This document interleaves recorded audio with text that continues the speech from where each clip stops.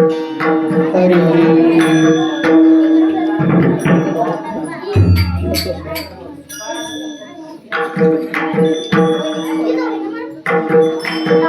हरि हरि राम कृष्ण हरे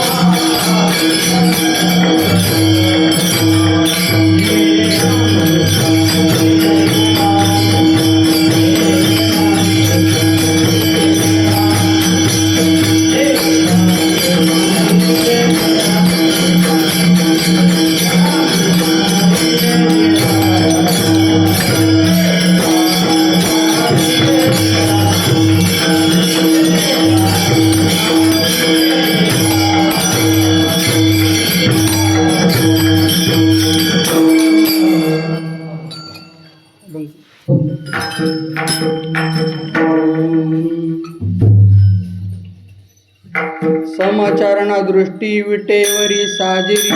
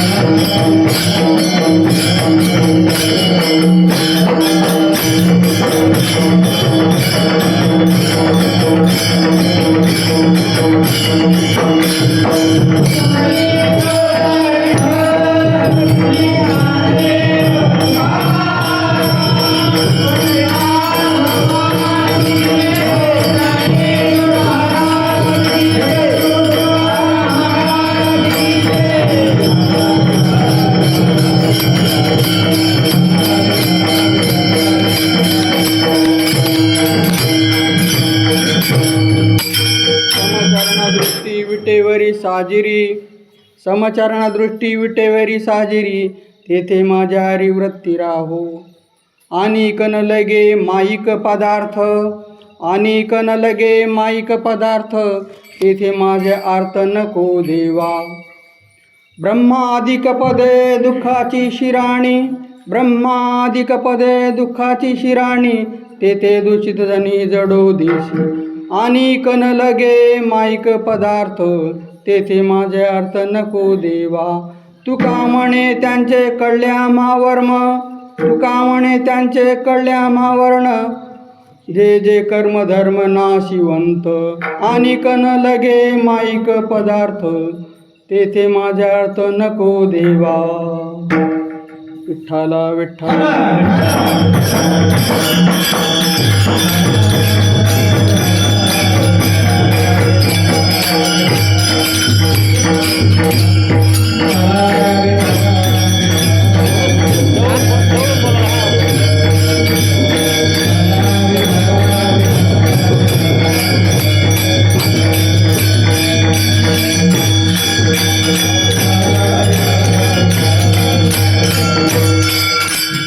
प्रस्तुत कीर्तनरूपी शिवसाठी निवडलेला अभंग हा जगद्गुरू देवनिवासी संत श्री तुकाराम महाराजांचा 4 खंडाचा अभंग आहे. आणि या 4 अभंगामध्ये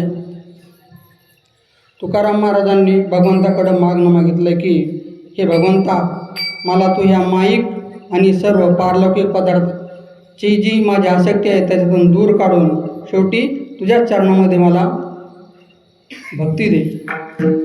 माझं चित्त सतत तुझ्या चरणामध्ये राहो. अभंगाच्या अगोदर परिहार देणं असं आहे की दरवर्षीप्रमाणे यावर्षी आपल्या महागाव नगरीमध्ये समर्थ सद्गुरू श्री गजानन महाराजांच्या प्रकट दिन उत्सवानिमित्त हा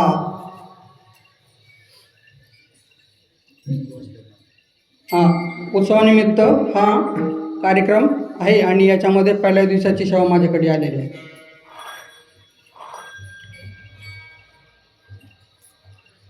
समाचरण दृष्टी विटेवरी साजेरी, येथे माझ्या हरी दृष्टी राहो.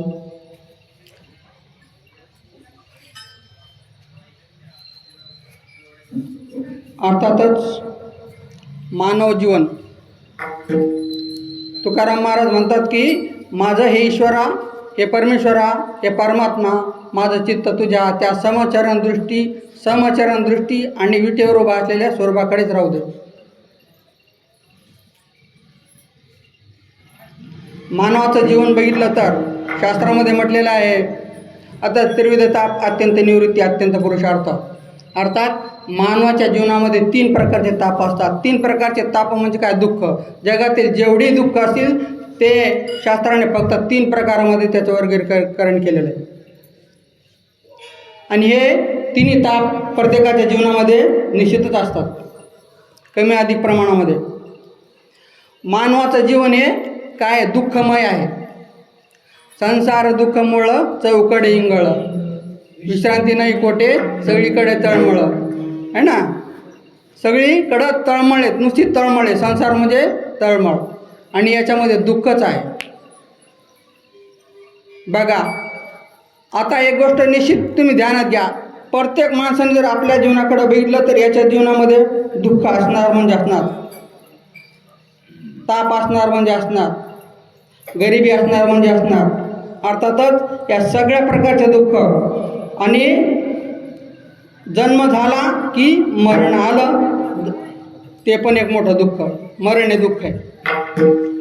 जन्म झाला की दुःख आलं, जन्म झाला की म्हातारपण आलं, जन्म झाला की ताप आला. अर्थात सगळ्या दुःखांची सुरुवात कुठून होते? तर जन्मापासून होते असं म्हणायला हरकत नाही. आणि तुमचा आमचा सगळ्यांचा प्रवास कशासाठी चाललेला आहे? जन्म झाला त्यापासून आपण एक एक क्षण मरत मरत मरत शेवटी मरणाच्या दारात पोहोचतो आणि शेवटी मरतो. असंही म्हणायला हरकत नाही की मानवाचा जो प्रवास आहे तो शेवटी जाऊन कुठे मिळतो? जशी गंगा सगळ्या नद्या मिळून जाऊन समुद्राला मिळतात, तसं माणसाचा जन्म झाल्यानंतर तो जाऊन कुठे मिळतो? मृत्यूमध्ये. अर्थात मृत्यू हे सगळ्यात मोठं काय आहे? दुःख आहे जगामध्ये, सगळ्यात मोठं दुःख आहे. आता बघा एक छोटंसं उदाहरण बघू. आणि मृत्यू प्रत्येकालाच आहे, असं नाही की या जगामध्ये कोण नाही आहे की नाही त्याला मृत्यू नाही म्हणून. आजा मेला पंजा मेला बाप मसना गेला, बघता बघता नातू पण तोही तसाची झाला आहे ना. तर आपल्या प्रत्येकाच्या जीवनामध्ये दुःख येणार आहे आणि मृत्यूसुद्धा अटळ आहे. मृत्यूला काय म्हटलेलं? अटळ अटळ अटळ. आता बघा एक दृष्टांत बघू आपण आणि मग अभंगाच्या अर्थाकडे वळू. असं झालं की परदेशामध्ये, आपल्या देशामध्ये नाही, परदेशामध्ये एक राजा होता. त्याचं खूप मोठं साम्राज्य होतं आणि त्याच्याकडे घोडदळ, सगळी सेना, सगळं काही अनुकूल होतं. त्याची प्रजाही त्याला अनुकूल होती. प्रजाही योग्य वेळेला कर वगैरे द्यायची त्याचं, आणि त्याचं सगळं साम्राज्य आणि अगदी तो आनंदामध्ये, आणि तोही त्याच्या प्रजेच्या पालन अगदी मुलाच्या, आपल्या स्वतःच्या मुलाचं करावं तसं तो पालन करायचा. असं पालन करत असताना काय झालं की एक दिवस राजा सकाळी त्याला दरबारामध्ये जायचं होतं आणि जात्या वेळेस त्याने बघितलं, आरशामध्ये बघितलं, तर त्याने बघितलं की त्याच्या पाठीमागे एक काळी सावली उभा राहिलेली. एक काळी सावली त्याच्या पाठीमागे उभा होती आणि त्याला आश्चर्य वाटलं, काय त्याने मागं बरं. आता राजा म्हटल्यावर त्याला वाटलं काय, म्हणून त्याने तलवार उपासून मागं बघतं तर ती सावली तिथंच, आणि बघितलं तर काहीच नाही, नुसती काळी सावली. आणि शेवटी राजा तिथून निघाला, दरबारामध्ये गेला आणि बसला. त्यांनी ही गोष्ट कोणालाही सांगितली नाही, परंतु राजाचा जो प्रधान होता तो खूप मोठा धार्मिक व्यक्ती होता.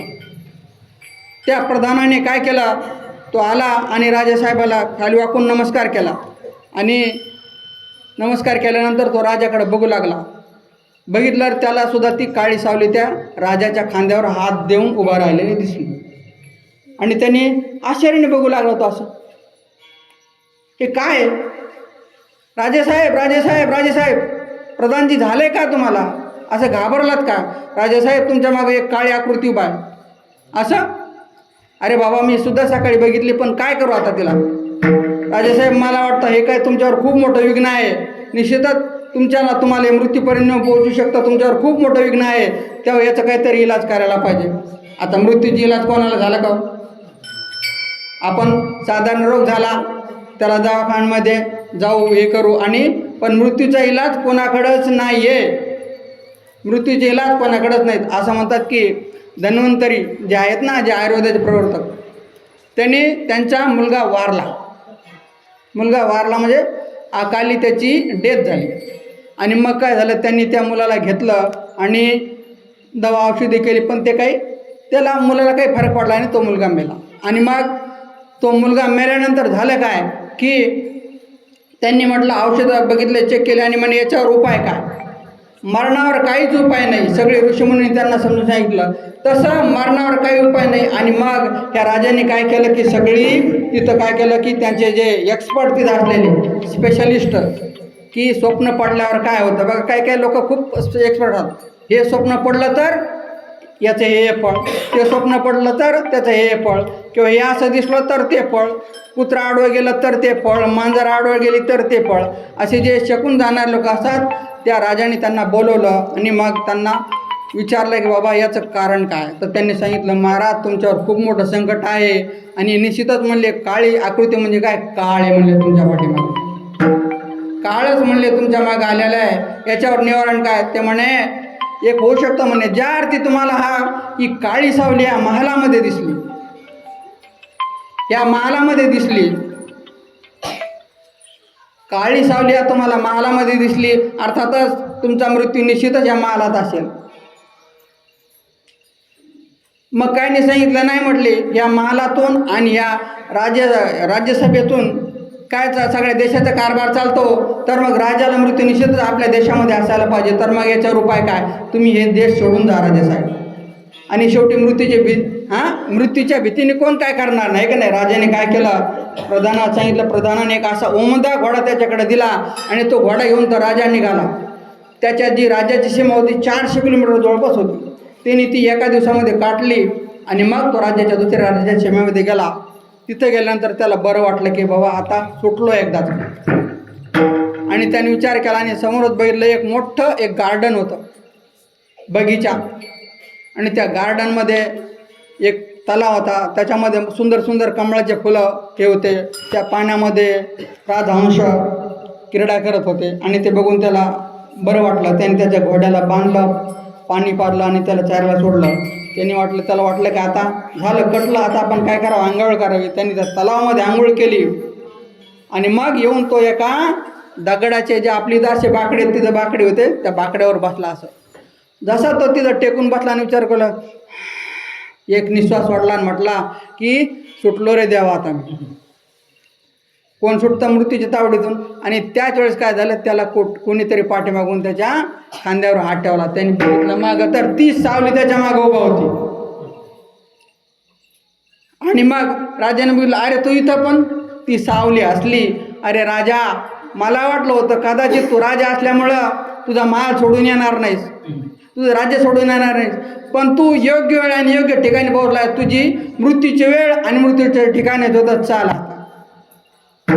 आणि त्यावेळेस काय झालं, त्या राजाने त्या मृत्यूने अर्थात यमराजाने त्याला घेऊन गेला. त्याचं शरीर तिथं पडलं आणि त्याचा घोडाही तिथं, त्याचं राज्यही तिथं, सगळं सगळं सगळं सगळं त्याचं तिथल्या तिथंच राहिलं.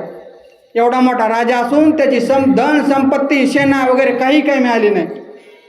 आणि शेवटी त्याला एकट्यालाच जावं लागलं, एकट्याला जावं लागलं. तसं तुमच्या आणि आमच्या काय खांद्यावर हात आहे. कोणाचा? त्या काळाचा. काळाचा म्हणजेच मृत्यूचा. आणि त्या मृत्यूच्या तावडीतून सुटण्यासाठी काय उपाय असेल? मृत्यूच्या तावडीतून सुटण्यासाठी उपाय काय असेल? असं हे उपाय तुम्ही जगात विचारला तर कोणाला सापडणार नाही, तो फक्त तुम्हाला साधू संतांकडे सापडेल. आणि तो उपाय सांगण्यासाठी तुकाराम महाराज पहिल्या चरणात म्हणतात,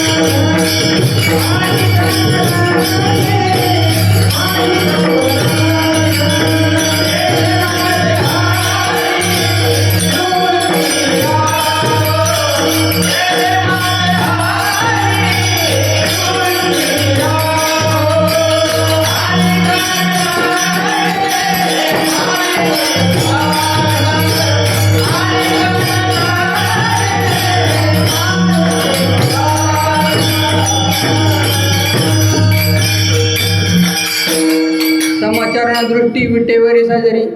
जर त्याचा उपाय काय असेल, उपाय काय तर समचरण दृष्टी, अर्थात जो ज्याचे समचरण आणि सम काय दृष्टी आहे असा तो विठ्ठल विटेवर उभा आहे. त्याच्या ठिकाणी माझी सगळं अंतःकरणाची वृत्ती काय राहायला पाहिजे, तरच त्या मृत्यूच्या तावड्यातून सुटणार, नाही तर सुटणार नाही. राजा राहा, रंक राहा, कोणी राहा, मृत्यू शेवटी अटळ आहे.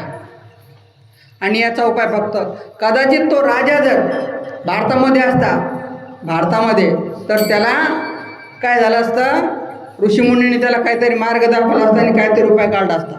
कारण शुकदेवांनी उपाय सांगितला आणि परीक्षितीचं सुद्धा काय झालं होतं, उद्धार झाला होता. असे कितीतरी उदाहरणं.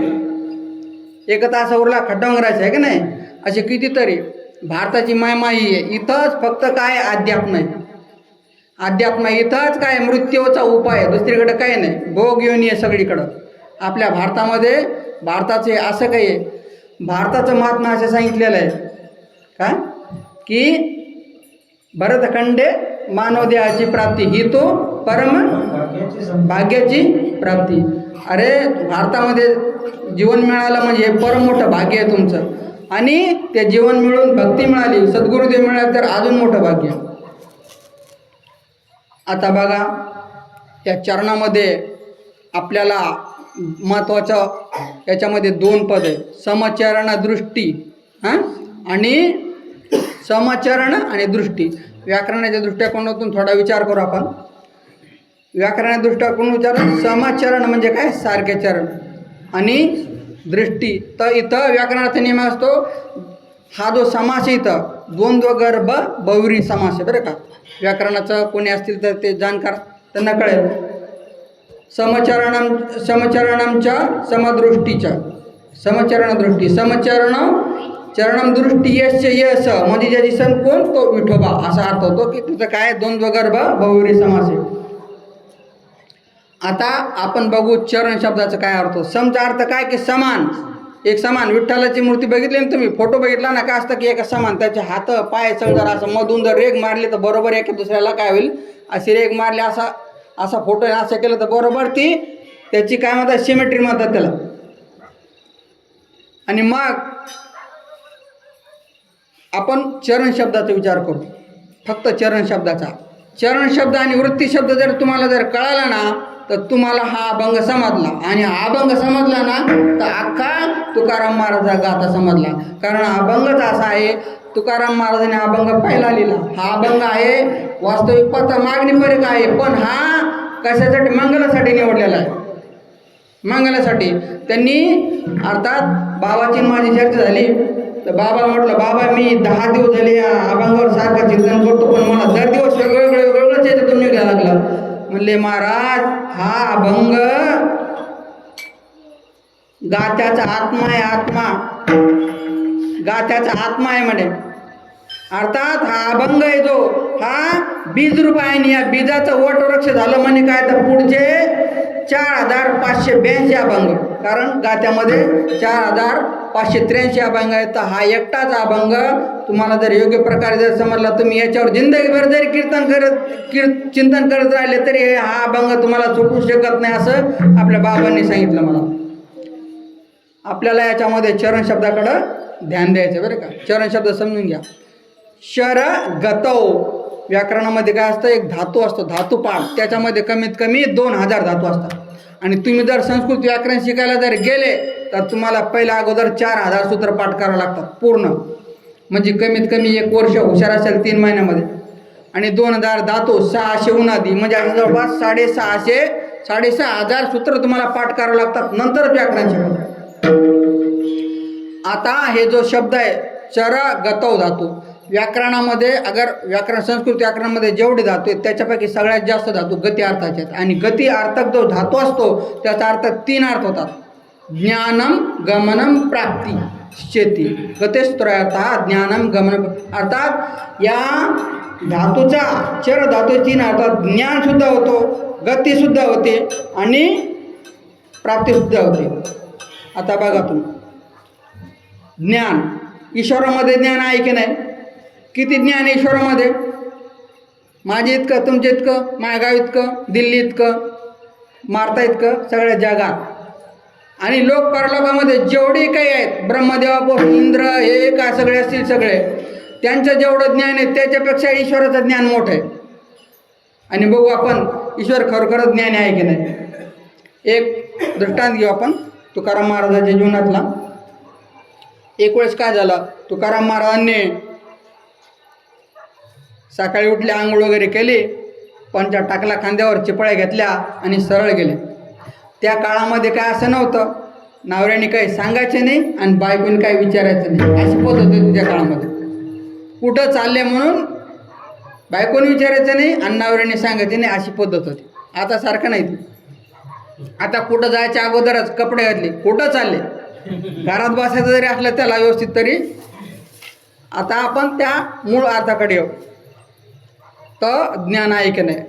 तुकाराम महाराजांनी त्यांचा पंचा टाकला, निघाले, हळूहळू गेले भंडारा डोंगरावर. तिथं एका गुफेमध्ये जाऊन बसले आणि त्यांनी ध्यान करायला सुरुवात केली. इकडं जिजाबाई घरी वाट बघू लागल्या, मुलं वाट बघू लागले की आज बाबा गेले, अजून का आले नाहीत, अजून का आले नाहीत. बघता बघता बघता बघता 12 वाजले, 1 वाजला. आणि मग जिजाबाईला वाटलं आता हे काही येत नाहीत, आपल्याला त्यांची भाकरी घेऊन जावं लागेल. आणि मग त्यावेळेस काय केलं त्यांनी, एका मडक्यामध्ये, तुमच्याकडे काय म्हणतात, आमच्याकडे गाडगं म्हणतात, इकडे काय म्हणतात काय माहिती, त्याच्यामध्ये भाजी ठेवली. एका माठामध्ये पाणी घेतलं आणि ते पाठीमाठ ठेवलं, भाकऱ्या बांधल्या आणि ते डोक्यावर टोपलं घेतलं आणि निघाल्या. शोधत शोधत शोधत शोधत चालल्या, शोधत शोधत शोधत चालल्या. इकडं ते जंगलच पूर्ण. आता तरी रोड वगैरे त्यांच्या काळामध्ये म्हणजे तुकाराम महाराजांच्या काळा म्हणजे 600-650 वर्षापूर्वीचा काळ, त्यावेळेस ते किती जंगल असेल ते. आणि मग त्या बघत होत्या, इथं या गुफेमध्ये आहेत का, त्या गुफेमध्ये आहेत का, त्या गुफेमध्ये आहेत. असं बघता बघता काय झालं की तिथं जाता जाता इकडं बघता बघता काय झालं, त्यांचा पाय पडला आहे का टांगकळणीच्या काठावर. आणि टांगकळणीच्या काठामध्ये कसं असतं, मागून जाड, मध्ये असं त्याला जाड असतं एवढं मोठं असं, आणि पुढं असं पतली असते, मध्ये जाड असं.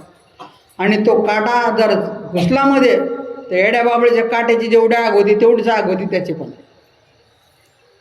आणि मग तो काटा घुसला. जिजाबाईंनी स्वतःला सांभाळलं आणि हळू ती पाठी ठेवली आणि बसल्या. तो काटा काय त्यांना निघत नव्हता. मग काय करायचं. आता भक्ताची भाकरी घेऊन चाललेली त्यांची लक्ष्मी आणि विठ्ठलाला चिंता पडली, करायचं काय. विठ्ठलाने काय केलं, एका सेकंदामध्ये तिथं पोहोचले आणि एका गुराख्याचं रूप घेतलं आणि तिथं काय मायेच्या सगळ्या गायी तयार केल्या आणि तिथून एक गाय हाकत चालली. असं दाखवलं की मी आता जिजाबाई समोरून चाललो, गाई हाकत दा दा दा दा दा असं करत चालले. आणि जिजाबाईला, आई साहेब काय झालं तुम्हाला, काय झालं तुम्हाला. आणि त्यावेळेस आता भक्ताची काळजी देवाला किती असते. मागं पुढे उभ्या राहा, आई सांभाळले तर आल्या गाता निवारा, ऐक नाही. मग झालं काय की बघितलं, आई साहेब तुम्ही काय झालं तुम्हाला, तुमच्या डोळ्यात असं झालं काय, रडायला काय झालं काय, आणि त्या एकट्या जंगलामध्ये तुम्ही एकट्या कसं काय. आणि त्यावेळेस अरे बाबा, माझ्या पतीला बरं का, माझ्या धनीला ह्या काळ्या विठ्याने काय नाद लावला काय माहीत, त्यांना जेवाची सुद्धा म्हणे लक्ष नाही आहे, तहान लागली की नाही ते पण लक्ष नाही आहे, आणि मी इथं भाकरी घेऊन आले त्यांच्यासाठी तर मला पण काटा मोडला म्हणे. आणि त्यांनी बघितलं, बाळा तुला काटा काढता येतो का. यांनी छोटं स्वरूप घेतलेलं होतं 10-15 वर्षाच्या मुलाचं. आणि मग त्यावेळेस विठ्ठल परमात्मा त्या बाळ्या कृपामध्ये तिथं गेले. आणि मग काय केलं, अगोदर बघितलं त्यांच्या डोळ्यातून सारख्या धारा येत होत्या जिजाबाईच्या. यांनी काय केलं, याच्या त्या पंचा ज्या होता, जो की भगवंताचा शाल होता, त्या भगवंताने त्याला काय केलं होतं, पंचा केलं होतं. त्या पंचाने काय केलं, त्यांचे डोळे पुसले अगोदर. बघा माझा विठ्ठल कसा आहे. आणि त्या मातेचं रडू बघून याच्या सुद्धा डोळ्यामध्ये काय आलं, पाणी आलं. विठ्ठल कसा आहे माझा. भक्ताच्या दुःखाने दुःखी होणार आहे तो, आणि भक्ताच्या सुखामध्ये सुखी होणार आहे.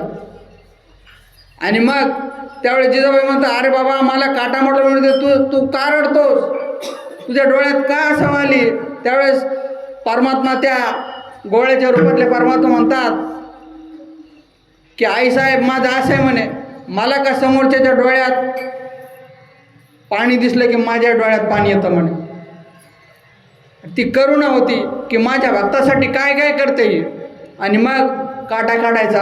अशा भक्ताचं देव काय करतो की ते देव त्यांना डोक्यावर घेतो. आणि मग त्यावेळेस त्यांनी भगवंताने काय केलं, बरं याला काटा काढता येत नव्हता, याने काय केलं, असा पाय धरला आणि काय केलं, दात असा लावला.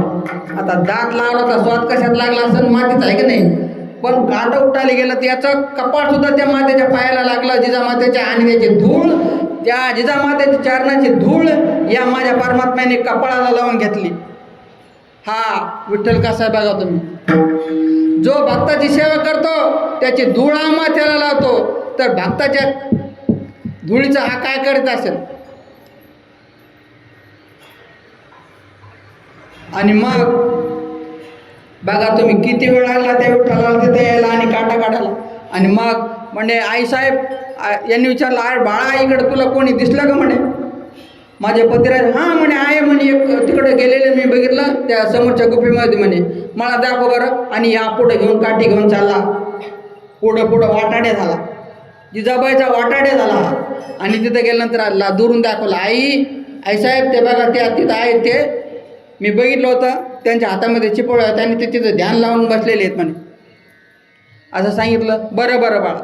आणि भगवंता काय झाला तिथं अंतर्धान पावलं. आणि जिजामाता ज्या आल्या तिथं आल्या, त्यांनी ते टोपलं खाली ठेवलं, हलवलं यांना, जे समाधीमध्ये लीन होते, हलवलं आणि म्हटले धनी धनी धनी उठा. आणि तुकाराम महाराज उठले, त्यांनी तोंड वगैरे चूळ भरली, हे केलं, तोंड धुतलं, हातपाय धुतले आणि लगेच काय केलं, त्यांना वाढलं. पण ही जिजाबाईच्या रडलेल्या माणसाचा चेहरा लवकर ओळखत आहे की नाही. यांनी बघितलं, अगं तू जेवत का नाही आहेस? नाही म्हणे, काही नाही म्हणे, तुम्ही जेव्हा अगोदर मी जेवते. त्यांचं जेवण झाल्यानंतर म्हणे, अरे म्हणे तू रडली काय म्हणे. मग तिने सांगितलं का असा अर्थ झाला. मग म्हणे एक मुलगा आला होता म्हणे, त्याने माझा काटा काढला म्हणे, आणि तो दिसायला खूप सुंदर होता म्हणे. आणि मी ज्यावेळेस माझ्या डोळ्यात पाणी बघून त्याच्या डोळ्यात पण पाणी आलं, त्याच वेळेस काय झालं, तुकाराम महाराजाच्या डोळ्यातून गळा सुरू होऊ लागले. अरे जिजाबाई तू चुकलीस म्हणे, जिजे तू चुकलीस, आवले तू चुकलीस म्हणे. झालं काय म्हणे, तो माझा विठ्ठल होता म्हणे, या राणामध्ये मी बघितलं म्हणे, मी आलो इथं कोणी नाही म्हणे, दुसरा कोणता गवळी नाही, काही नाही. आणि तिथं जाऊन बघितलं, कुठं होता, कुठं भेटला तुला इथं. आणि तिथं बघितलं तर तिथं भगवंताचे पावलं होते आणि त्या पावल्यावर बुक्क आणि तुळशीची मंजुळा पडलेली होती. तुकाराम महाराजांनी त्या मंजुळेला आणि त्या काय केलं, त्या जे भगवंताच्या पायाचे निशाण होतं त्याची धूळ घेतली आणि माथ्याला लावली. आणि जिजाबाईंना सांगितलं की तू चुकलीस, आवले तू चुकलीस. मला सांगा, परमात्म्याला ज्ञान आहे की नाही? त्याला सगळ्याचं ज्ञान आहे. तुम्ही काय करता इथं बसून सुद्धा, कुठं आहे, इथं आहे का घरी, ते पण त्याला कळतं. असा हा परमात्मा आहे. आता बघा, त्याला ज्ञान आहे, आता आपण बघितलं त्याच्यात गती आहे की नाही पण बघायचं आहे की नाही. कारण त्याचे 3 अर्थ सांगितले होते. चरण शब्द समजायचा, तर गती आहे की नाही, तर परमात्म्यामध्ये गती आहे. आता परमात्मा पुढं होता पंढरपुरामध्ये, जिजाबाईपर्यंत यायला वेळ किती लागला, 1 सेकंद. आणि रूप बदलून त्यांनी जिजाबाईचं केलं, दुःख निवारण केलं. भक्त प्रल्हादांनी ज्यावेळेस बोलवलं त्यावेळेस भगवंताला यायला किती टाईम लागला? 10 घंटे 15 घंटे नाही. घालून या ओढी हाकेसरची खांब मोडी आहे ना. काय करे की त्यांनी भगवंतानी इकून प्रल्हादाने आवाज दिला, परमात्मा तुम्ही कुठे आहेत? माझ्या वडिलांनी सांगितलं की या कामात का मला माहिती आहे तुम्ही इथंच आहेत असं म्हणणं, आणि तिथून प्रगट झाले. किती वेळ लागला त्याला? अर्थात परमात्मामध्ये गती आहे. कारण भाविकांच्या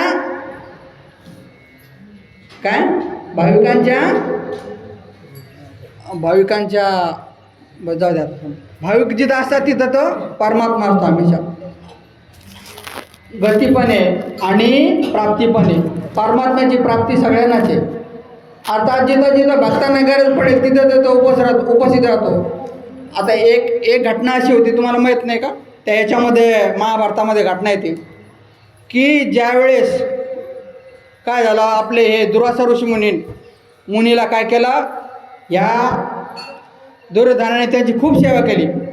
आणि त्यांना सांगितलं की तुम्ही काय करा की हे ज्यावेळेस अज्ञातवासात होते, 12 वर्षाचा वनवास आणि 1 वर्षाचा अज्ञातवास असं त्यांचं ठरलेलं होतं. अज्ञातवासात जर सापडले तर परत 12 वर्षाचा वनवास असं ठरलेलं होतं. आणि त्याच वेळेस काय झालं की यांनी त्याला प्रसन्न करून घेतलं आणि सांगितलं की तुम्ही जा आणि त्या पांडवाच्या काळकडे त्यांच्याकडे भिक्षा मागायला जा. आता हे जे दुर्वासा मुनी होते हे काही एकटे नव्हते, त्यांचे 10,000 शिष्य. किती होते? 10,000 शिष्य. आणि मग ते गेले तिथं दुर्योधनाच्या सांगणीवरून. आणि तिथं गेल्यानंतर काय झालं की त्याच वेळेस त्यांचा आदर सत्कार केला पांडवांनी. आणि युधिष्ठिरने सांगितले की तुम्ही जेवायला या, तुम्ही आमच्याकडे आज जेवायला या. ते म्हणे ठीक आहे म्हणे, आम्ही आंघोळ वगैरे करून येतो, तोपर्यंत तुम्ही जेवणाची तयारी करा. आणि एक गोष्ट होती की त्यावेळेस काय केलं होतं की सूर्यदेवताने भगवान सूर्याने द्रौपदीला एक अक्षय पात्र दिलेलं होतं. त्याच्यामधून काय करायचं, जोपर्यंत द्रौपदीचं जेवण होत नाही तोपर्यंत किती पदार्थ त्याच्यातून बाहेर निघत होते जे पाहिजे ते. आणि झालं त्यावेळेस काय की 10,000 ऋषीचे शिष्य आणि ऋषी असे तिथं आल्यानंतर त्यांना निमंत्रण दिलं. आणि आता हिला धाक पडला कारण सगळ्याचे जेवण झाले होते आणि द्रौपदीसुद्धा जेवण झालेलं होतं. युधिष्ठिरने सांगितलं, द्रौपदी मी ऋषींना आमंत्रण दिले, ते येणार आहेत आणि तू काय कर, जेवणाची तयारी कर. असे ती म्हणे महाराज माझं जेवण झालं म्हणे, आता मी करू काय म्हणे, आता त्याच्यातून काही येऊ शकत नाही म्हणे त्या अक्षयपत्रातून. आणि त्याच वेळेस झालं काय, तिने धावा केला परमात्म्याचा, धावा केला आणि तो एका क्षणात तिथं प्रगट झाला. आणि म्हणतो, कसा म्हणतो, हे द्रौपदी मला भूक लागली, काहीतरी खायला दे. द्रौपदी म्हणे देवा आता जे पात्र त्याच्यातलं सगळं संपलं. नाही म्हणे बघ त्याच्यात काहीतरी असेल म्हणे. तर त्या पात्रामध्ये एक भाजीचं काय सापडलं, थोडंसं पान सापडलं होतं. त्यांनी ते खाल्लं, ते पान त्यांनी खाल्लं, ते पान खाल्लं इकडं खाणं आणि तिकडं सगळं जग तृप्त झालं. आणि ते दुर्वासा ऋषी म्हणून ते सुद्धा सगळे त्याचे 10,000 सुद्धा तृप्त झाले. ज्यावेळेस ते आणि मग दुर्दिष्ट वाट बघत होते, आता का नाहीत, आता का नाहीत, आता का नाहीत. तर ते त्यांच्याकडे जाणार तितक्यात त्या दुर्वासा म्हणून शिष्य आले किंवा आम्ही जेवणार होतो पण काय झालं की आम्हाला काम आहेत, आमचे पोट सगळे भरलेले आहेत, आज काही आम्हाला अपेक्षा नाही. म्हणजे भगवंताने कसं किती सेकंदामध्ये हिच्यापर्यंत पोहोचले आणि त्या सगळ्या ऋषीमुनींचं सुद्धा काय केलं, पोट भरलं. इकडे एक पान खाऊन. असा हा माझा परमात्मा आहे.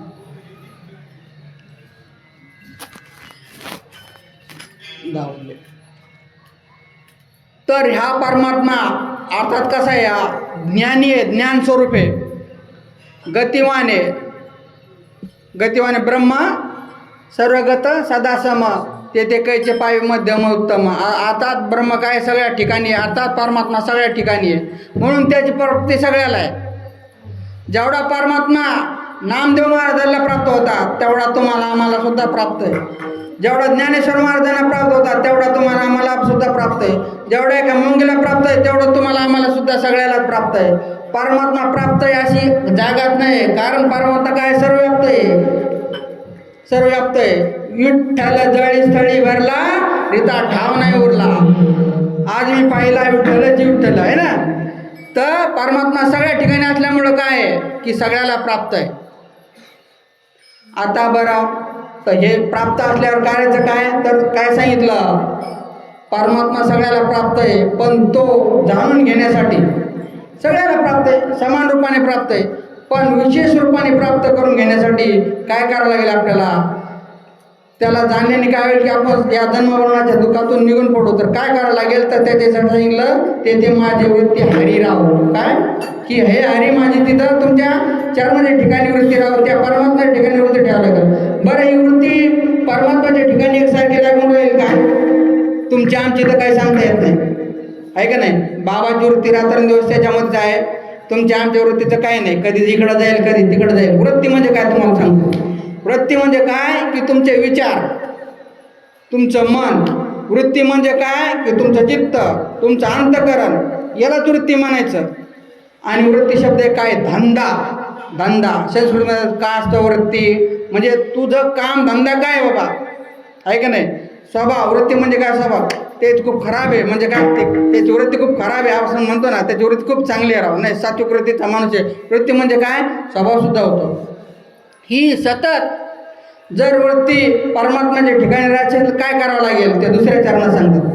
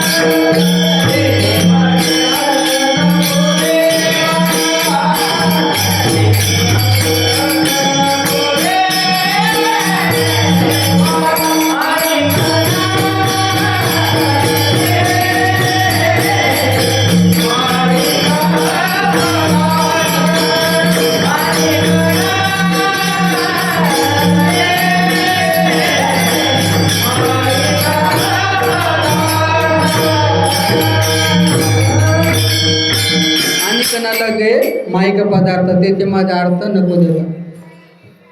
जर तुम्हाला परमात्म्याला प्राप्त करायचं असेल तर काय करावं लागतं? वैराग्य लागतं, वैराग्य. आणि ते वैराग्य सिद्ध करण्यासाठी काय करावं लागतं? ते ह्या चरणामध्ये सांगितलेले काय की अनिक न लगे माईक पदार्थ. माईक पदार्थ काय? मायाचे पदार्थ. माया म्हणजे काय की ईश्वराने जेवढेही पदार्थ निर्माण केलेले तुमच्या आमच्या सगळं जे काही दगड, माती, पहाड, नदी, झाडं, माणसं, प्राणी जे काही याच्यावर पदार्थ आहेत सगळे या सृष्टीमधले ते सगळे काय आहेत? माईक पदार्थ आहेत. अर्थात परमात्म्याने ते निर्माण जेवढे केलेले ते सगळे मायेचे पदार्थ. आणि हे माईक पदार्थामध्ये काय की माझे अर्थ नको. अर्थ म्हणजे काय की माझी मागणी नको, की मला त्याच्यामध्ये आसक्ती होऊ देऊ नको, मला त्याच्यासाठी या पदार्थासाठी मला दुःखी होऊ देऊ नको. कारण मागणी आली की दुःख येणार. दुःखी बरं असं का म्हणलं असेल? कारण माईक पदार्थामध्ये दुःख लपलेलं असतं. अंगी घालून सुखाची घालून अंगी दुःख जगाच्या सडीत. दुःख येतं पण कसं? सुखाचं पांघरून घेऊन येतं. ते दिसतं सुख पण असतं दुःख. आता हे जे मायेचे पदार्थ आहेत, बरं मला सांगा तुम्ही, तुमच्याकडे शेती आहे सगळे, तुम्ही सोडू शकता का? नाही सोडू शकत. हा संसार आपण सोडू शकतो का? विचार केला तरी नाही सोडू शकत. कारण परमात्म्याने ज्या गोष्टी निर्माण केलेल्या आहेत त्या सोडू शकत नाही. मग सोडायचं काय? तर त्याच्यामधली आसक्ती, त्याच्यामधली आसक्ती असू नये. पदार्थामध्ये आसक्ती असू नये. फक्त संसार तुम्ही सोडू शकत नाही, घरदार तुम्ही सोडू शकत नाही. आणि संत सुद्धा सांगत नाही की तुम्हाला परमात्मा प्राप्त करण्यासाठी घरदार सोडावं लागेल. नाही.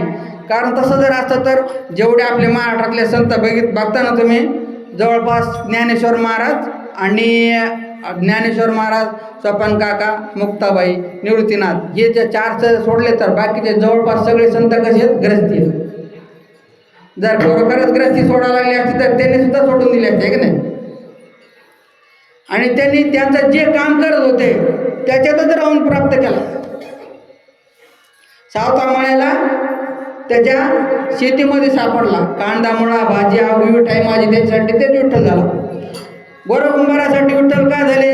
गाडगे घडत असताना त्यांना विठ्ठल सापडला. तुम्हाला घरदार सोडायची गरज नाही. फक्त घरदारामधलं जे आसक्ती आहे ती सोडणं मुख्यच आहे.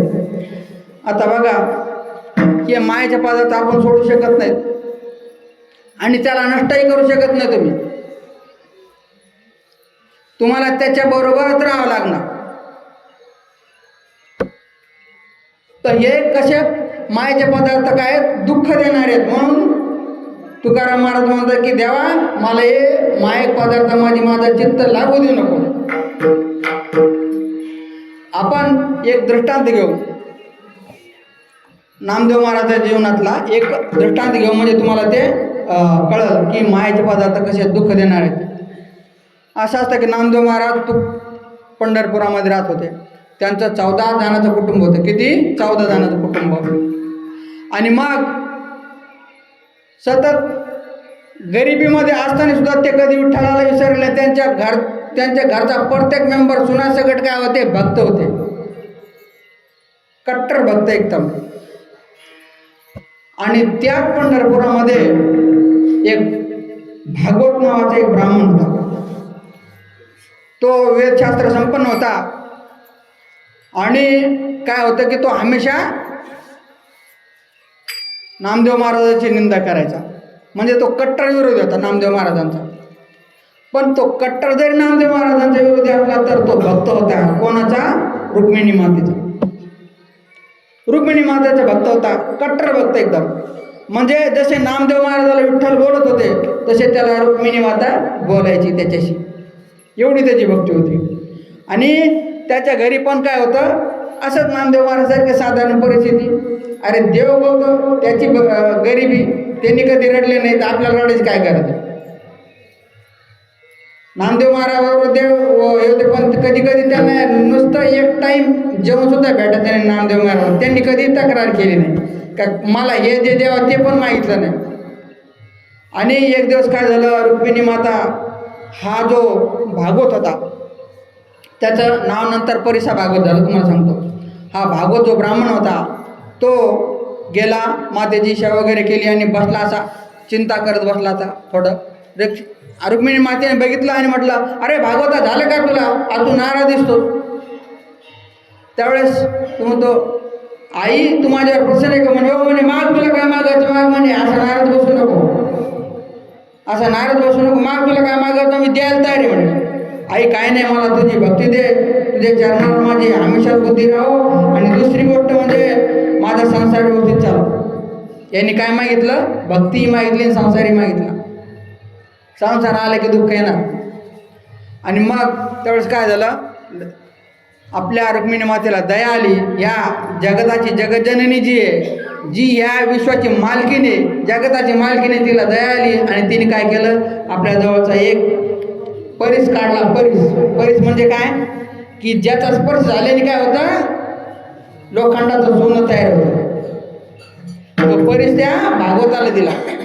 भागवताला दिल्यानंतर त्या भागवताचं नाव झालं त्यापासून परिसा भागवत. त्या दिवसापासून काय झालं, त्याचं नाव परिसा भागवत. कोणता भागवत म्हणले ते परिसवाला, तर परिसा भागवत. आता परिसा भागवताने तो परीस घेतला आणि घरी गेला आणि त्याच्या पत्नीकडे नेऊन दिला. त्याच्या पत्नीचं नाव काय होतं, कमळजा. हे कमळजे हे घे म्हणे, मालक तुम्हाला उशीर झाला यायला. आणि तिने जे काय चटणी भाकरी होती वाढली, अगं हे घे, हे काय आहे, अगं आपल्यावर रुक्मिणी माता प्रसन्न झाली आणि त्यांनी आपल्याला हा परत दिला. मग तू आता याची पूजा कर, तुला काय लागल म्हणे इकडं संसारामध्ये ते तू कर म्हणे. आता मला भक्तीसाठी म्हणे स्त्रियांना काय पाहिजे, सोनं पाहिजे आहे का नाही. सगळ्यात आवडता पदार्थ कोणता, लक्ष्मीचा सोनंच.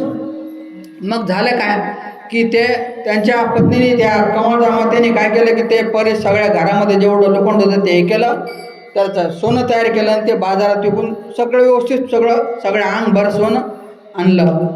आणि मग अंगभर दागिने आणले, पूर्ण अंग भरून, कपडे भरजारीचे, नवऱ्याला पागोटा, त्या काळात पागोटा घालायचे, धोत्र, मुलांचं सगळं व्यवस्थित, घरदार व्यवस्थित. आणि इकडं आपले नामदेव महाराजाचं 18 दारिद्र्य, तो पण दारिद्र्य होता, पण या मातेच्या कृपेने तो श्रीमंत झाला. पण नामदेव महाराजाचे एक वेळेस काय झालं, त्यांची माता राजाई माता, त्यांची म्हणजे त्यांची पत्नी नामदेव महाराज, त्यांचं नाव होतं राजाई. आपण माता मानायचे कारण ते काय, ती आपल्या आई आहे. संतांच्या पत्नी म्हणजे कोण, आपल्यासाठी आई. त्या राजाई माता एक दिवस काय केल्या की धुणं घेऊन गेल्या आपल्या त्या चंद्रभागेच्या तीरावर, कशासाठी, धुण्यासाठी. आणि त्याच टायमाला ते सगळं अंग भरून सोडून घातलेली ती कमळजा माता सुद्धा, अर्थात परिसा भागवताची पत्नी तिथं आली आणि ती सुद्धा धुणं लागली. हिने बघितलं असं, राजाई मातेने बघितलं, अगं कमळजे, तुझं एवढं, तुझ्या अंगावर एवढं सोनं कसं, अगं तुझं भरजारी झालं कसं, तुझी माझी परिस्थिती सारखीच, आपण एकाच गेले, तू त्या टोकाला राहते आणि मी या टोकाला राहते, असं कसं काय बदल झालं. तेव्हा त्यांनी सांगितलं, अगं राजाई बघ म्हणे, माझा पती, तुझा पती म्हणे विठ्ठलाचा भक्त, माझा पती रुक्मिणीचा भक्त. बघ म्हणे, रुक्मिणी मातेने प्रसन्न होऊन म्हणले आम्हाला परी दिला आणि त्या परिसाच्या प्रतापाने हे सगळं घडतंय म्हणे. आणि त्याच वेळेस झालं काय असं, मग एक काम कर ना कमळ, जा तू काय कर, एक दिवस मला तुझा परी दे, म्हणजे माझी परिस्थिती सुद्धा व्यवस्थित होईल. त्यावेळेचे लोक कसे होते बघा तुम्ही. ती म्हणे ठीक आहे, आता आपण दोघी समजा मैत्रिणी जातात, तिने म्हणे घेऊन जा, आपण एक काम कर म्हणे, तू उद्या सकाळी माझ्या पती ज्यावेळेस मंदिरात जातील त्यावेळेस ही म्हणे. हो म्हणे, किती वाजता, केव्हा जातात म्हणे, दिवसाबरोबर जातात. आणि नामदेव महाराज सुद्धा दिवसाबरोबर तिकडं आणि परिसा भागवत तिकडं. आणि नामदेव महाराजाच्या ज्या लक्ष्मी होत्या त्या सुद्धा गेल्या, त्या परिसा भागवताच्या घरी गेल्या. त्यांच्या पत्नीने त्या राजामातेच्या हातावर तो परी दिला आणि बघ सांगितलं, हे राजाई, हा परीस मला तू संध्याकाळपर्यंत आणून दे, कारण दुसऱ्या दिवशी मला इथं पूजाला पाहिजे. तो परीस घेतला आणि ह्या घरी आले, नामदेव महाराजाच्या मालकीनबाई घरी आली. आल्यानंतर त्यांनी काय केलं, त्या घरातलं जेवढं लोखंड सोनं काय होतं सगळं लोखंड त्याला लावून तो परीस काय केला, ठेवला. आणि मग त्या सोनं घेतलं, बाजारामध्ये गेल्या, नामदेव महाराजसाठी 2 धोतर जोडी आणले, पागोट आणलं, मुलांसाठी कपडे आणले, स्वतः दागिने आणले, सगळं आणलं. आणि काय आज खूप दिवसानंतर तूप पोळ्याचं सगळं सामान घेऊन आल्या, तूप आणलं आणि मग पोळ्याचा स्वयंपाक सुरू केला. दुपार झाली, 12:30-1 वाजले आणि नामदेव महाराज जेवासाठी घरी आले. नामदेव महाराज ज्यावेळेस घरी आले त्यांनी बघितलं, दुरुस्त बघितलं, अरे आज आपल्या घरातून म्हणले तुपाचा वास कसं काय याला, म्हणले कारण काय, कोणाची कृपा झाली म्हणे आपल्यावर, असा विचार केला. आणि ते घरात गेले आणि बघतात, अरे राजा तुझ्या अंगावर नवीन शालू कसं काय, तुम्ही जेवून घ्या म्हणे, अगोदर हात धुवा. ते म्हणे नाही म्हणे, तुला सांगते म्हणे जेवून घ्या म्हणे. आणि मग तिने काय केलं, नामदेव महाराजाला जेव घातला अगोदर. बघा काही जरी झालं तर अगोदर पतीला जेव घालायचं, भांडण जरी झालं तर अगोदर जेव म्हणत. आणि मग त्यांना जेव घातला. म्हणे आता सांग म्हणे तू काय येतो. मग तिने म्हणे या म्हणे माझ्याकडं. गेले आणि बघितलं, म्हणे हे काय आहे म्हणे, हा परीस म्हणे कुठून आणला, हा परीसा भागवतातून आणला म्हणे, दिला कोणी तुला, म्हणे त्या कमळजीने दिला. असं मग त्याच्यामुळं तर म्हणे आपल्या आज घरी तूप पोळ्याचा स्वयंपाक आहे म्हणे, त्याच्यामुळेच म्हणले माझ्या अंगावर तुमच्यासाठी म्हणले धोतर जडी आणली. दाखव म्हणे. घेतला तो परीस आणि जे धूम ठोकली अशी हातात घेतला परीस आणि धूम ठोकली. राजाई माता त्यांच्या मागं, पोरसुद्धा त्यांच्या मागं, सगळे 14 मेंबर त्यांच्या मागं गेले आणि डायरेक्ट घेतला तो आणि डायरेक्ट फेकून दिला त्या याच्यामध्ये, चंद्रभागेच्या डॉमध्ये टाकून दिला, घाटावर जाऊ. आणि टाकल्यानंतर मग काय, राजाई माते डोक्याला हात मारून घेतले, सगळे रडू लागले. आता काय करायचं. ती म्हणे आता जर कमळ आली तर तिला द्यायचं काय, म्हणे नक्की भांडणच येणार, येऊ दे म्हणे भांडण, बघू म्हणे आपण. आणि घरी गेले, सगळे चिंतातूर असे करीत बसले. आता संध्याकाळी नेऊन द्यायचं होता, संध्याकाळ झाली, ती आली नाही. मग काय झालं, तिने सांगितलं तिच्या पतीला, कोणी कमळजणी परिसा भागवत सांगितलं, मालक म्हणे मी त्या राजाला हे दिलं होतं नामदेवाच्या पत्नीला. आता तो अगोदर त्यांचा कोण होता, विरोधी, त्याला तेच पाहिजे होतं म्हणे. असं म्हणे आणून दिलं नाही म्हणे त्याने. अगं परीस फोटो देत असतात म्हणे, कोणाला द्यायची गोष्ट का म्हणे, ती दिला म्हणे माझी मैत्रीण, ठीक आहे म्हणे, मग चाल म्हणे. मग काय घेऊन आले. मग विचारलं त्या राजाला, नामदेव महाराज तिथं नव्हते त्यावेळेस, विचारलं कुठे, म्हणे माझ्या पतीने ठेवून. खोटं बोलते म्हणे, तू खोटं बोलते म्हणे, परीस म्हणे फेकून देत असता का म्हणे. आणि मग त्यांनी काय केलं, ते तिथं गोंधळ झाल्यामुळे सगळं गाव तिथं गाव झालं. तितक्यात नामदेव महाराज सुद्धा तिथं आल्यानंतर मग तिथं आले. आणि मग काय झालं, चर्चा सुरू झाली, सगळे लोक बघू लागले. अरे म्हणले नामदेवा तुझी बायको म्हणते काय म्हणते. ती म्हणे की तू याच्यात फेकून दिला म्हणे परीस. हो म्हणे फेकून दिला म्हणे. खोटं बोलतो म्हणे, परीस कोण भेटत असतो का. म्हणजे जे नाही बोलायचं ते बोलला तो. नामदेव महाराज म्हणले ठीक आहे म्हणले, तुला परीसच पाहिजे ना म्हणले, हां तुला परीसच पाहिजे ना म्हणले, हो चाल म्हणे मी देतो म्हणे तुला वाटतं ना म्हणे, चला म्हणे. सगळेच गेले कुठं, चंद्रभागेच्या तीरावर आले. आणि मग म्हणे आता कुठे, म्हणे इथं पुढे टाकलं. आता त्या परीसा भागवताने पहिली उडी टाकली पहिले, त्याला कुठं सापडणार तिथं. नामदेव म्हणे तू वर ये म्हणे, तुला परीस पाहिजे ना, मी फेकला आणि मी आणतो म्हणे. आणि गेले आणि काय केलं, असे त्या आता चिंता कोणाला पडली इकडे विठ्ठलाला. पाण्यामध्ये जसे दगड हातात घेतले तसे विठ्ठलाने चमत्कार केला. आणि त्याचे सगळ्या दगडाचे काय झालं, सगळे परीस हातामध्ये. आणि ते परीसवर आल्यानंतर म्हणे बघ म्हणे परीसा, हे परीसा भागवता बघ म्हणे, तुझा कोणता आहे ते ओळखून घे म्हणे. आता त्याचे डोळे दिपले. त्यांनी काय केलं, हातात घेतले फेकला. त्यांनी ते सगळे फेकून दिले आणि डायरेक्ट साष्टांग नमन केलं. कोणाला, नामदेव महाराजांना नमन केलं. महाराज तुमच्यासारखा परीस भेटला, मला या परीसाची गरज काय, ह्या परीसाची गरज काय. अरे मला सांगा तुम्ही, आता एक गोष्ट ध्यानात घेण्यासारखी, मी चिंतन करत असताना माझ्या लक्षात आली. हा परीस कोणी दिला होता, रुक्मिणी मातेने. जगाच्या मालकाने परीस दिला, मालकिनीने परीस दिला. भांडण कोणाच्या घरात लागलो, हा पहिलं भांडण लागलं त्यांच्या घरामध्ये, ज्याला मिळाला परीस भागवताच्या घरामध्ये. नवरा बायकोचं दोघांचं भांडण झालं परीस दिल्यामुळे, तू त्याला दिला कसं काय म्हणून. आणि दुसरं भांडण पुढं झालं तयार, नामदेव महाराजाच्या घरी. नामदेव महाराज चोरीचा आळदा काय आला, आरोप आला की चोरी केली, खोटं बोलतो म्हणून तो. त्याचं सगळ्याचं निवारण कोणी केलं? परमात्म्याने केलं. तिथं त्या परिसा भागवताला नामदेव महाराज भेटले, आहे की नाही, आणि तिथं त्याचा उद्धार झाला. म्हणजे त्यांनी काय केलं, साष्टांग नमस्कार केला आणि त्यांना दोरी म्हणजे तर एकदम कट्टर विरोधी होता, त्यांचा काय झाला, शिष्य झाला. याला कारण काय आहे की परमात्मा भक्त, परमात्म्याची भक्ती. नामदेव महाराजाला काय नव्हतं का? आता त्यांनी दिलेल्या पैशाने स्वतः जगाच्या मालकीने जे परत दिला त्याच्यामुळं दोन घरात भांडायला लागलं. तुमचं ना आमचं 1 नंबर 2 नंबर 3 नंबर आहे, याचे काय भांडायला कुठं लागण याची आपण नाही सांगू शकतो, त्याचं त्यांनी बघायचं. आता परिषा भागवताला कोण भेटले होते? नामदेव महाराज भेटले होते. तुम्हा आम्हाला कोण आहे? तुम्हा आम्हाला कोण आहे की नाही? तर असं कारण का तर येरते माईक दुःखाची जनिते. कारण हे सगळे माईक जे पदार्थ आहेत त्याच्यामधले जे असतात हेच दुःखाला कारणीभूत होते असं सांगतात. बरं ठीक आहे, हे कळालं हो आम्हाला ईश्वराचं स्वरूपी कळालं, त्याला प्राप्त कसं हेही मार्ग कळाला. आता या माईक पदार्थ नाही पाहिजे. बरोबर, अजून असा कोणता अडथळा आहे की जेणेकरून आम्हाला परमात्मा मिळत नाही? तर सांगतात, तिसऱ्या चरणामध्ये सांगतात,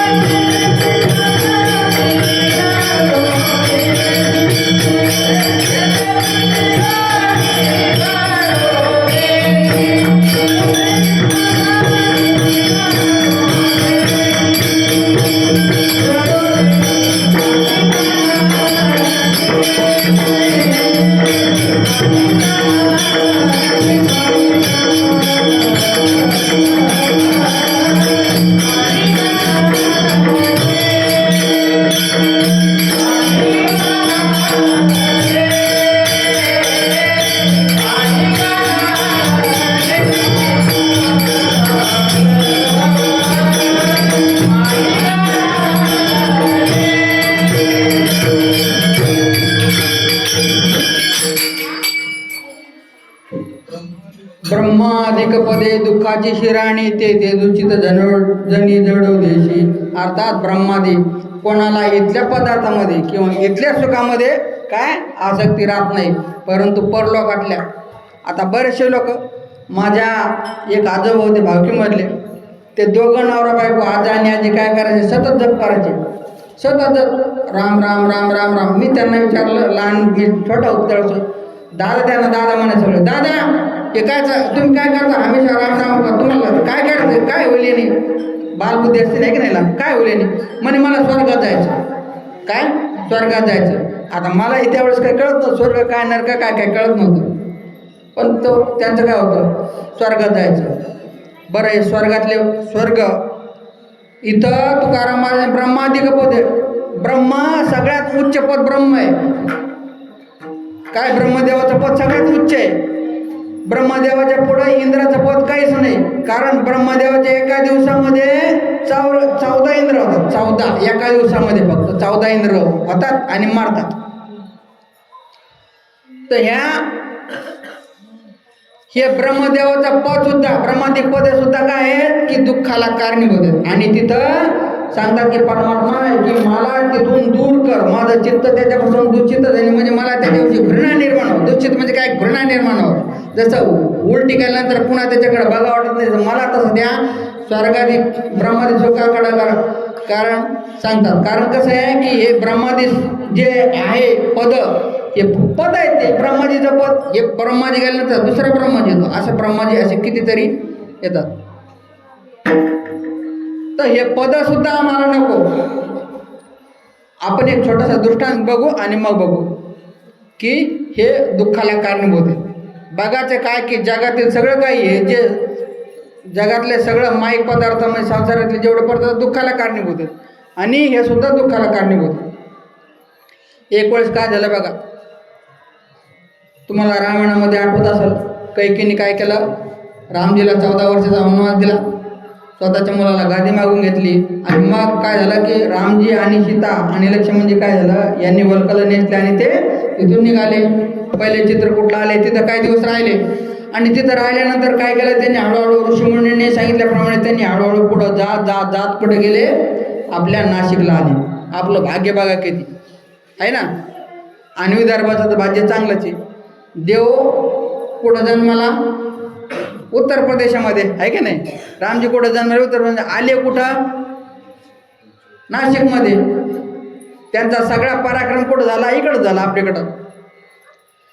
आणि कृष्ण परमात्मा कुठं जन्मले, उत्तर प्रदेशमध्ये. आले कुठं, कौंडण्यपूरला आहे ना, रुक्मिणी मातेला. अरे विदर्भाला तर अभिमान पाहिजे की आम्ही भगवान कृष्णाच्या सासरवाडीचे माणसं आहे. साध्या माणसाचे का तुम्ही, आहे की नाही, सासरवाडीचे. एवढंच नाही, तुम्हाला माहीत नाही, जे भगवान शंकराला ज्यांनी रामकथा सांगितली, अशी जे अगस्त्य म्हणून होते, त्यांची जी पत्नी होती लोपामुद्रा, ती सुद्धा विदर्भाची होती. विदर्भाची नरेशची कन्या होती, म्हणजे विदर्भ राजाची कन्या होती. तुम्ही काय साधे लोक नाही. विदर्भातली खूप मोठी परंपरा इकडं पण. आणि इकडं तुमच्याकडं सगळी जी बघितली साधूची परंपरा, इकडं काय आहे, आवली असं जास्त आहे. मराठवाड्यामध्ये नाही आहे आवली, असं तर तुम्हाला मिळणार नाही तिकडं, इकडं जास्त आहे. हे पण इकडं आपल्या आपल्या याचं वैशिष्ट्य केवढं मोठं आहे की तुम्हाला भगवंताची सासरवाडी इथली आहे. विचार करा तुम्ही, किती मोठं भाग्य आहे आपलं. आणि सगळ्या आवलियांचे जे असणारे संत शिरोमणीत आपले गजानन महाराज नाही का, आपलं काय चालतं, ब्रह्मादिक पद आहे की नाही. ब्रह्मादिक पद काय आहेत, दुःखाला कारणीभूत. कुठपर्यंत आलो होतो आपण, पंचवटीपर्यंत आलो आहे ना. पंचवटीमध्ये काय होतं, राम, सीता आणि लक्ष्मण यांनी झोपडी बांधली आणि तिथे निवास करू लागले. निवास करत असताना झालं काय, एक दिवस की लक्ष्मणजींनी कुऱ्हाड उचलली आणि लाकडं आणण्यासाठी गेले, आणि नेमकं पाऊस पडून गेलेला होता.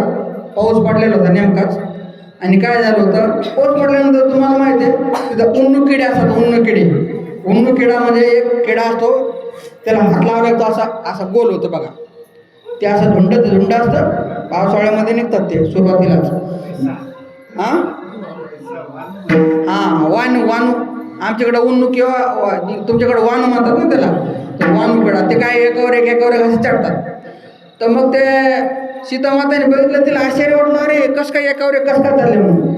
तर ते सगळ्या घोरमधून एक बाजूला निघाला, त्याच्यावर एका उन्नू किड्यावर दुसरा उन्नू किडा बसलेला, वानू किडा तुमच्या भाषेमध्ये इकडच्या. तर मग सीतामाताला म्हटलं हे झालं कसं काय म्हणे. मग तिने असं बघू लागली. रामजी म्हणाले, सीते झालं काय तुला एवढं, तू आश्चर्य बघू लागली. देवा म्हणे सांगा म्हणे तुम्ही, या म्हणे खाल्ल्या किड्याने कोणतं पाठ केलं म्हणे की याला याचं वजन घ्यायला लागलं, आणि वरच्या किड्याने असं कोणतं पुण्य केलं की याला म्हणले आयता आसन मिळालं, म्हणले याला सावरी मिळाली म्हणले. असं रामजी हसले. अगं सीते ऐक म्हणे, हे कल्याणी ऐक. बघा पहिले लोकांची भाषा कशी होती, कल्याणी म्हणायचे. काय कल्याणी, हे सीते. हां, आणि मग काय झालं की अगं कल्याणी ऐक म्हणे, हे सीते ऐक, काय तुला माहीत नाही म्हणे याचं रहस्य काय. हा वर का बसला म्हणे हा 14 वेळेस इंद्र झालेला सीते. काय हा जो खालचा वरचा वानुपेड आहे 14 वेळेस इंद्र झालेला म्हणे. याला म्हणे गादीवर आसनावर बसायची सवय लागलेली. ती सवय याची मोडायला म्हणून म्हणले आता याच्यावर पाठीवर बसला म्हणे हा. अरे मला सांगा 14 वेळेस इंद्र होणारा जे इंद्र झाला त्याला जर वाहन किडा व्हावा लागत तुमची ना आमची काय कथा आहे? आपल्याला काय व्हावं लागत?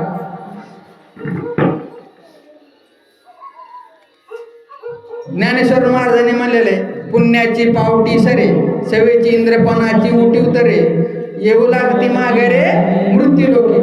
अरे इंद्र होऊन जर इथं जेवावं लागत असेल पुन्हा काय 14 वेळेस इंद्र झालेले इथं आणि हे तुमच्यातून आणि आमच्यामधून बी 10 लोक याच्यातून इंद्र होऊन आलेले असतील मागं. तुम्हाला सांगतो मी होऊन होऊ शकतं वाहन होऊ शकतो तर माणूस तर होईलच ना आहे की नाही.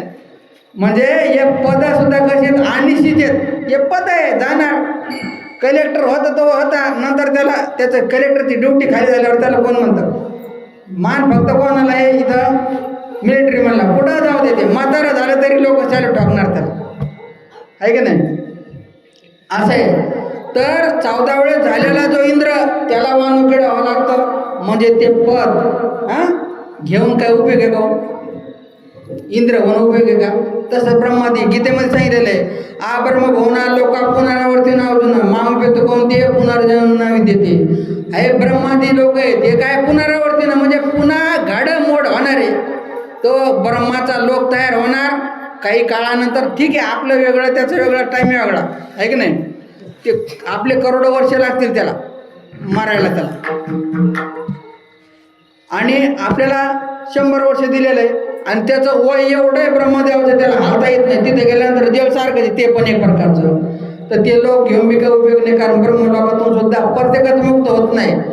उपनिषदामध्ये येतं ना की जे टॉप लेवलचे असतील त्याला ब्रह्मदेव ज्ञान देतात आणि तिथून मुक्त होतात ते. बाकीच्याला काय पुन्हा तिथं त्याच्याकडून ज्ञान घेऊन पुन्हा इकडे यावं लागतं खाली. तर ब्रह्मादी लोक सुद्धा कसे आहेत हे टिकणारे नाही आहेत तुम्हाला शाश्वत सुख देणारे नाही आहेत. आणि परमात्मा कसा आहे मामपेत कोणते पुनर्जन्म देते अर्थात जन्म येत नाही पुन्हा जन्म नाही रे आणि करतो का म्हणजे माझी बात जन्म आला म्हणून दुःख आहे. आपण जर पहिल्या याच्यात बघितलं ना जन्म आला म्हणून दुःख आहे जन्म आला म्हणून मृत्यू आहे की नाही. आणि जन्म आला म्हणून म्हातारपण आहे. आणि याच्यातून सगळ्यातून जर सुटायचं असेल तर तुम्हाला ह्या लोकांमधली सुद्धा काय नको आसक्ती नको इथल्या सुखामध्ये आसक्ती नको आणि परलोकात सुद्धा आसक्ती नको. इथं काय सिद्ध झालं कारण वैराग्याच्या काय करताना य परत्र सर्वत्र सुखीच्छा त्याग अशी व्याख्या केली की इथं आणि परलोकामध्ये जी सुखाची इच्छा आहे इथं त्याग जर करीन तेच वैराग्य. खाली इथं नाही कायला इथल्या सुखाची इच्छा आहे तर कायला वरच्या सुखाची इच्छा आहे दोन्ही पण अडकले. मग पहिलं आपल्याला ईश्वराची भक्ती कळाली आहे की नाही त्याची कशी करायची ते पण कळालं. आता वैराग्य पण कळालं. आणि तुम्हाला सांगतो ईश्वराच्या भक्तीमध्ये असं काही नाही की इतका टाईम लागेल मला ईश्वर प्राप्त करायला तितका करा नाही. एक वेळची घटना तुम्हाला सांगतो. एक वेळची गोष्ट अशी आहे की खटाव नावाचे राजा होते. हे खटाव राजा कोण असं तुम्ही विचारलं सांगतो की रामाचे पूर्वज होते. काय होते रामाचे पूर्वज. हे रामाचे पूर्वज त्यांनी काय केलं की एक वर्ष इंद्रावर म्हणजे स्वर्गलोकावर आक्रमण केलं दैत्यांनी आणि इंद्राला वाटलं आता आपलं काही खरं नाही. मग त्यांनी काय केली ह्या रामाचे पूर्वज जे खटाव राजा होते याची सहायता मागितली.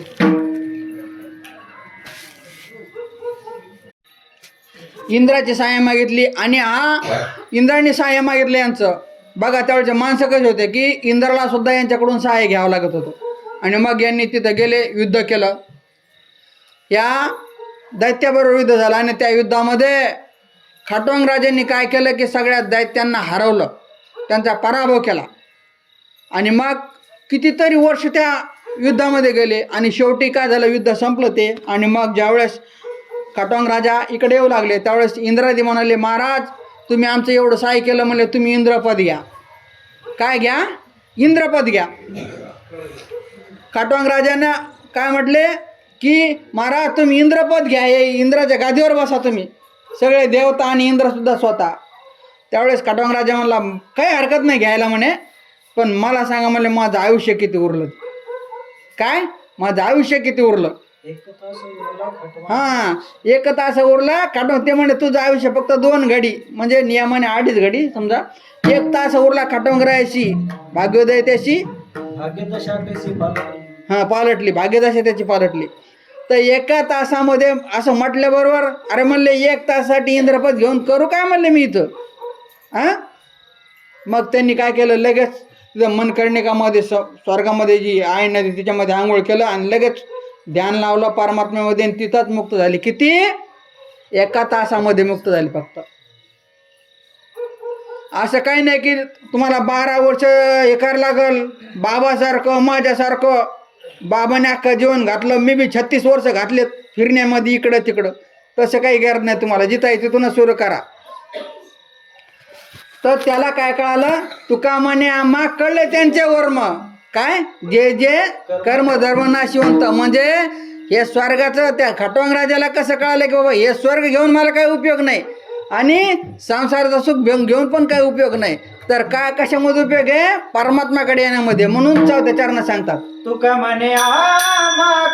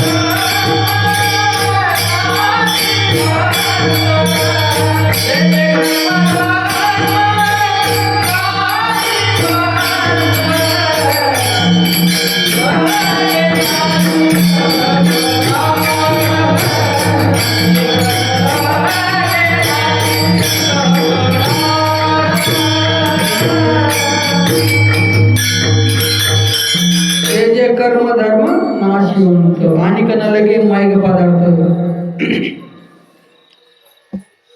माईक तुका म्हणे आम्हा कळले त्यांचे वर्म.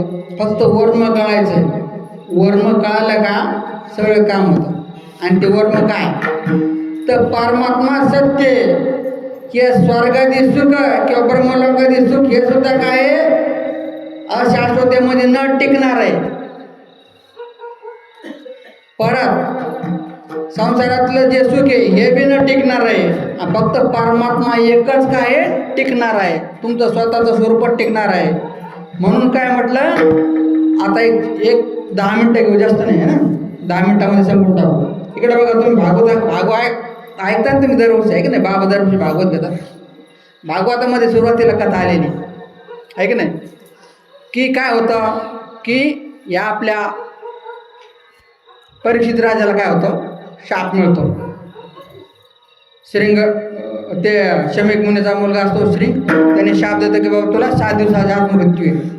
आणि मग काय होतं की त्यावेळेस हे विचार करतात आणि मग आता आपण 7 दिवसात मरणार, ठरलेलं 7 दिवसात मरणार. त्यावेळेस होतं काय की ते निघतात घरून निघतात. सगळं घरी काय चाललं त्यांना काय माहीत नाही. आता त्यांनी घर सोडलं आणि गंगेच्या किनाऱ्यावर जाऊन बसले. आणि मग ही वार्ता वाऱ्यासारखी पसरली, कारण राजा काही साधा नव्हता तो. परीक्षित म्हणजे कोण? अभिमन्यूचा मुलगा आहे ना. अभिमन्यूचा मुलगा. अभिमन्यू कोण होता? भगवान कृष्णाचा कोण होता? भाचा. त्याच्या जीवनामध्ये किती दुःख होतं. अर्जुन कोण होता? ते पण वसुदेवाचा भाषाच होता. अर्जुन पांडव भाषेत होते त्यांचे. आणि हे पुन्हा मुलगी दिली असं चालतं. तर हे बसले तिथं आणि मग सगळ्या ऋषीमुनी काढायला सगळे ऋषीमुनी गोळा झाले आणि सगळ्यांनी विचार केला की बाबा 7 दिवसाची जी मुक्ती कशी व्हायची आणि तितक्यात काय झालं, सुखदेवजी तिथं आले आणि त्यांनी म्हणे राजा तू घाबरू नको, 7 दिवसात काय रे ते खाटवांग राजाचे आपण कथा आताच ऐकले ना ते दृष्टांत, त्याच्यामध्ये म्हणजे खाटवांग राजाला एकच तास म्हणाला होता म्हणजे तुझ्याकडे 7 दिवस आहेत, म्हणले तू घाबरू नको, काय कर की तू सगळं तुझं चित्त काढून शेवटी काय करायचं अगोदर सांगितलं ते की तू समाधी मार्ग धर म्हणून, समजा समाधी शेवटी हे सगळं सोडून दे आणि तुझं चित्त इथं दोन्ही याच्यामध्ये लाव म्हणे, असं त्यांना दाखवून अगोदर सांगितलं ते सुरुवातीला ते. आणि मग काय झालं तितक्याच वेळात म्हणे मी तुला भागवत कथा सांगतो तर 7 दिवसात हे होईल काय मुक्ती होईल तुला.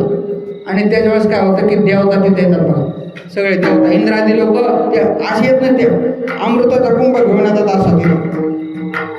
अमृताचा कुंभ म्हणजे काय, अमृताची गाडगी आहे का नाही, म्हणजे अमृताचं पात्र भांड घेऊन येतात ते आणि म्हणतात की हे सुखदेवजी तुम्ही काय करा, हे अमृताचं पात्र घ्या आणि हे या राजाला द्या, कोणाला, परीक्षित राजाला द्या, याचं काय होईल म्हणे याला स्वर्ग मिळेल आणि म्हणे आम्हाला तुम्ही काय करा भागवत कथा सांगा. त्यांनी सांगितलं मी काय सांगू म्हणे, तुम्ही त्या राजालाच विचारा म्हणे. तिकडे गेले घेऊन, हा राजा काही कच्चा नव्हता, हा कोणाचा होता, भगवान कृष्णाच्या भाषेचा मुलगा होता, आहे की नाही. आणि मग यांनी विचार केला काय घ्यायचं, सत्संग घ्यायचा म्हणजे मुक्ती घ्यायची का स्वर्गाचं पद घ्यायचं. अमृत म्हणजे काय की दीर्घजीव, अमृत अमर होणं म्हणजे काय की तुम्हाला काहीतरी जास्त काळ जगायला मिळणार, फक्त अजून काहीच नाही. मग सगळे देवता गेले त्यांच्याकडं, महाराज म्हणले तुम्ही अमृत घ्या आणि तुम्ही स्वर्ग बघा, म्हणजे स्वर्गात सुख बघा. आणि म्हणे तुम्हाला म्हणले आम्हाला याचा सत्संग ऐकायचा. तर राजाने विचार केला, अरे म्हणले त्याला लगेच त्या राजाला गीता आठवली की माझ्या आजोबाला भगवान कृष्णाने गीता सांगितलं, त्याच्यात सांगितलं होतं आ ब्रह्मभुवना लोके पुनरावर्ती नार्जुन मामापित कोणते पुनर्जन्म देते. अरे भगवान कृष्णाची भक्तीच खरी आहे आणि हे काय आहे, अमृत जरी घेतलं तर मला दीर्घ जीवन मिळेल. इंद्राचं आयुष्य किती माहिती तुम्हाला, 30,67,20,000 वर्ष फक्त, 30,67,20,000 वर्ष इंद्राचं आयुष्य फक्त, जास्त नाही. तेवढं जगणार ते आपल्या हिशोबाने, आपले तेवढे वर्ष. त्याच्यानंतर काय त्याला मृत्यू येणार, बदलणार इंद्र. मग त्याने विचार केला आणि म्हटलं मला ते नको, मला काय पाहिजे, सत्संग पाहिजे, मुक्ती पाहिजे. आणि मग 7 दिवस भागवत ऐकलं.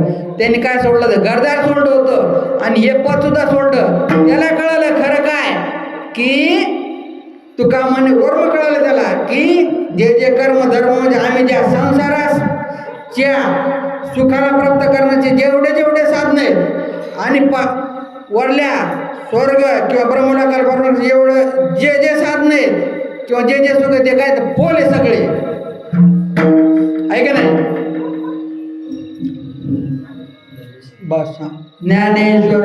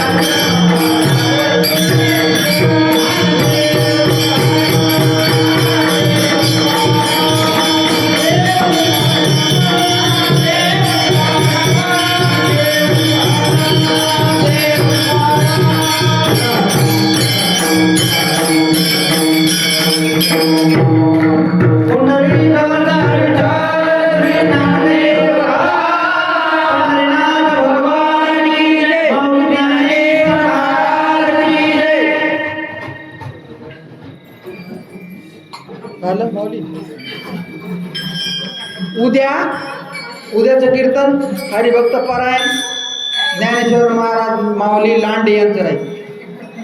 तरी सगळ्यांनी यायचं.